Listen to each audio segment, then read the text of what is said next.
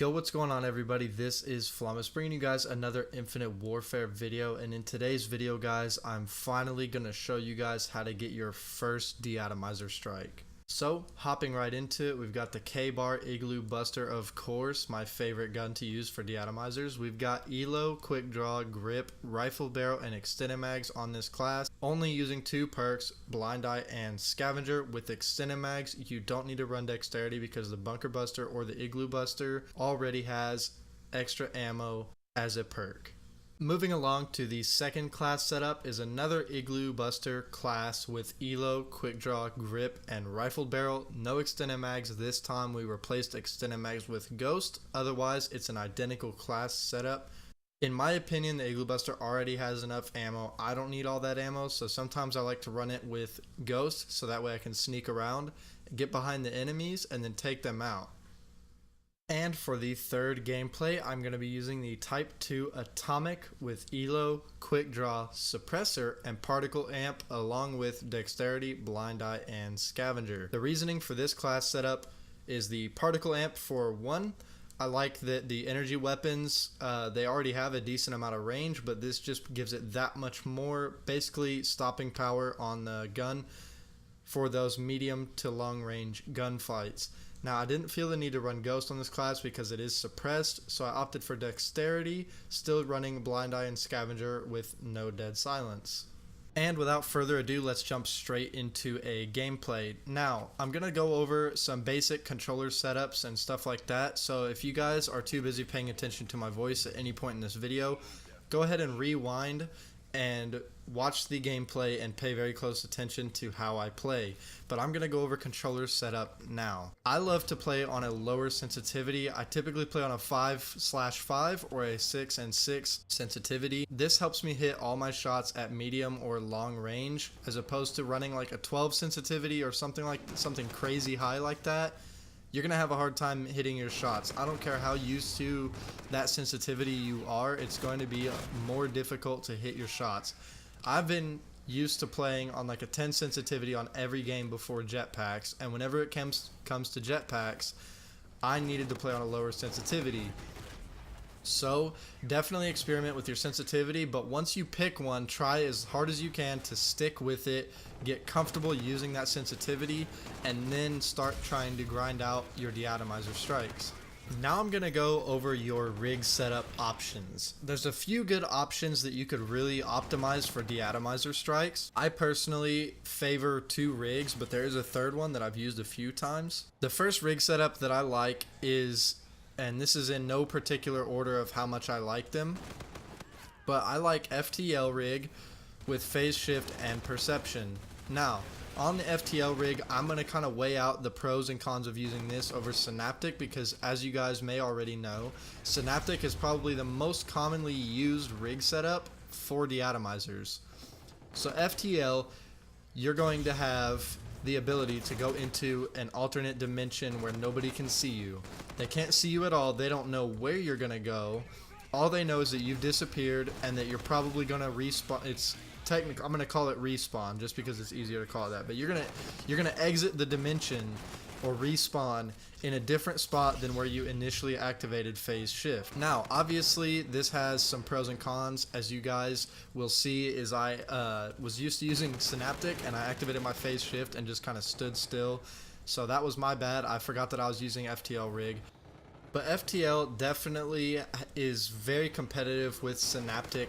Also, whenever you use FTL, you're able to reload and scavenge ammo while you are in phase shift. So if you're running these class setups that I gave you and you're running Scavenger, you're going to be able to pick up Scavenger packs while you are in that alternate dimension. So similar to Rewind, you can replenish ammo and reload while you're in phase shift. I would definitely recommend that as soon as you enter phase shift, you instantly hit the reload button, so that way by the time you exit the dimension or respawn, that you will have full ammo capacity in the current magazine, and try to run for a scavenger pack if you can. So as you respawn or you exit phase shift, you're going to want to position yourself behind the enemy. So let's say there's somebody right in front of you and there's a corner behind them. You're going to want to enter phase shift and go behind them, because that's obviously the easiest place to kill them. Also, another thing to note is that no two players can occupy the same space at the exact same time, meaning that when you are in phase shift, you can bump into your enemies and you can kind of pace out where they're going to be, so that way as you exit the dimension, you know where you could respawn to avoid the danger of them harming you. Now, for the trait on FTL, you're going to want to run Perception. You want to run Perception because if you guys go back through this video, you'll notice that my screen will glow yellow at times. When it glows yellow, that means that somebody is seeing you, but they're outside of your field of view, which means that you can turn around, you can turn to your sides or behind you. It alerts you basically that somebody is seeing you that you cannot see. So definitely pay attention to those yellow markers on my screen and watch how I react to them. Now, let's also move on to the part where I'm going to tell you guys about lobby shopping. I know this is a highly debated topic for skilled players, but for you people that are a little bit less skilled, there's absolutely nothing wrong with finding a lobby that you're comfortable in. When I say this, I mean that whenever you are searching for a match, you have the ability to view the KD ratios and the average over their last 5 games of every player that's in the lobby. Definitely pay more attention to their last 5 games over their overall KD ratio, because some people, that's all they do is lobby shop to get a really high KD. But if you look at their last 5 games, you can see how they are performing in their last 5 games, and that's a good indicator of how they're going to play in the current match. Much better of an indicator than looking at their overall KD, because not everybody plays at their best all the time. Moving on to your actual gameplay, I want to explain to you guys how to run the maps a little bit. So at the beginning of every match, I kind of have an opening rush that I do, and right here you see how I push the cave side. Usually, even if I spawn on the other side of the map, I will still push through the cave side of this map. Now, take this with a grain of salt because not every map is the same. You will have to adjust your gameplay based on how the enemies are playing. But I normally like to stick to the outskirts of the map because you're a little bit more protected. You are much less likely to get flanked when you're on the outside of the map than if you're in the middle, because somebody right on the other side of the map could just run halfway in and they'll be behind you as you're pushing through the middle of the map. But for your opening rush, feel free to push up the middle. If you die, you really don't have much to lose, and you really want to run the outskirts of the map once you get onto a big streak. Another pro tip that I could give you is to not sprint around corners. I see people doing this all the time, and the majority of my gunfights that I win on easy opponents could even be a skilled player that just continuously sprints around corners, because if you're pre-aiming or you even just have the gun up but you're not pre-aiming, you can get aim down sights much faster than somebody that's bringing it up from a sprint. And like I just mentioned, you heard me say the word pre-aim. What I mean by pre-aiming is that if you have a decent idea of where the enemies are going to come from, go ahead and post up on a head glitch. You could even go prone or something like that, just so that the enemy will not be expecting the exact position of you, and pre-aim where you assume that they're going to come from, and that will definitely help you out and give you a good edge over your opponent. Another big thing that a lot of people fail to use is the movement system. We have jetpacks in these games for a reason, and there's also a reason that a lot more people are good at jetpacks than they are at boots on the ground, and that reason is obviously because you can use it to a huge advantage. If you fly around and you make it hard for the enemies to hit you, then you're going to have that much better of a chance of gunning them, because they're going to lose their aim as soon as you go airborne most of the time. When that happens, you're able to look down at them or even just kind of fly across away from them, and that will definitely help you out whenever you are trying to dodge bullets. This also kind of goes hand in hand with your controller setup, because I like to play on stick and move instead of using a scuff or something like that. If you don't have the money for that, no problem. You could definitely switch to stick and move, which will take some time to get adjusted to, but of course give you a huge advantage over your opponents, because you can aim while you're flying at the same time. So you can use your right thumbstick and click down on it to double jump and fly into the air. And while you're doing that, you don't have to move your thumb from the A button to the right stick to move your sight to aim at them. A few other things to definitely mention is the radar. You notice right here in the top left hand corner that there is enemies all over the place. I'm near their spawn, but I'm not in it. I just go outside of it, let them get comfortable and push out of their spawn where they are very vulnerable, and then attack them from the sides, behind, or sometimes even directly in front of them. but I have to be confident that my shot is good and that the opponents that I'm facing are not going to shoot me out of the sky or off the ground as soon as I see them.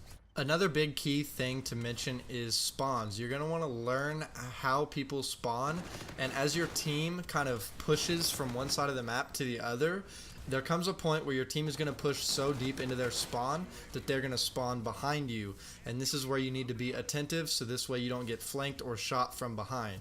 As your team pushes their spawn, there may be a few players on the other team that actually know how to flank.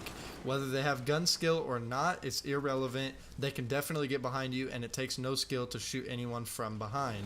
It does take skill to know how to get behind them and then strategically attack them from the side or behind, like I mentioned earlier. But this is a huge key in getting De-Atomizers, is learning the spawns. You figure out where people are going to spawn at. So right here you see me attacking this side of the map, and as my team kind of pushes over there, or even if they don't, then they're going to continue spawning there. But there's also major spawning sides on the outside sides of the map, and you need to pay attention to that as well. So right here you see them spawning over there by the staircase. They're no longer spawning to my left. They're spawning straight ahead, and they are going to have the opportunity to run straight down that staircase to the back where you see me heading right now, or even over to where they were just spawning a few moments ago. So you definitely need to be mindful of the spawns, and also don't get greedy and stay in the spawns for too long, because you can push a spawn area, but there are certain positions that if your teammates are in, the enemies will continue to spawn right where you're in, and you will get enemies that are spawning directly behind you, and you don't want that to happen. Trust me, especially if you're on a high streak, it's going to devastate you and you're going to be very confused on why it's happening. So listen to what I'm saying and avoid that now. Another thing that I would definitely mention to you guys that can help you out is to play with some friends. Play with some friends, get in a party chat with them. If they die, they'll be able to let you know where the enemies are at, and that could be a huge help to you, especially if the other team has a little bit of a party going on as well. You want to know where they're at. You want to have friends that can help keep map control, because as you hold the center of the map and you are controlling spawns, then you will have a much higher chance of getting a De-Atomizer, because you can kind of predict where the enemy team is going to be at all times. We're getting towards the end of the commentary, but I have a few more things I want to mention to you guys before I let you enjoy this gameplay. And also, don't forget that you can rewind the video if you were too busy paying attention to my voice to notice what I was doing on the map. You definitely want to pay attention to how I play, because you can see how I run the maps, and that's going to help you out big. All of these maps that I played on are pretty good maps for nukes. Breakout plays a little bit slower, but Retaliation and the map Throwback play pretty quick, and you can definitely drop a lot of nukes on those maps. They're very good for De-Atomizer strikes. But anyways, back to my points. For score streaks, you're going to want to run mostly support like UAV, counter, and advanced UAV. If you do have the salvage to spare for the advanced UAV overseer variant, I would definitely recommend that, because it is like a hater compared to the normal advanced UAV, where it runs like a regular UAV, but it just shows the direction of people. That's not very helpful. The only reason it's more helpful than a regular UAV is because you can't hide from it with Ghost. Now, moving on to the score streaks or kill streaks, is that you can definitely run those kill streaks that will kill people, but that's going to reduce your chance of getting a De-Atomizer, because you're not going to know where the enemy is at, and you're also not going to stop them from seeing where you're at. The counter UAV is very helpful if you're using unsuppressed weapons, because even when you're shooting, as long as they don't have hardwired on, they're going to have no idea where you're at unless they're close to you physically on the map, and that will help you out a lot, because it'll prevent people from rotating from one side of the map to the side of the map that you're on, just based off of seeing you shoot on the radar. The only thing that I would substitute the counter UAV for in this game is a Warden. Since a Warden is an airborne score streak, it's going to distract people, and there's a few guys that will end up pulling out rocket launchers trying to shoot it down, and if you're close to their spawn, then you can definitely take advantage of them and get some free and easy kills off of those guys. However, if you call the Warden in closer to the end of the match, then you are going to have a hard time competing with it for kills, and that's why I wouldn't recommend running lethal streaks too often.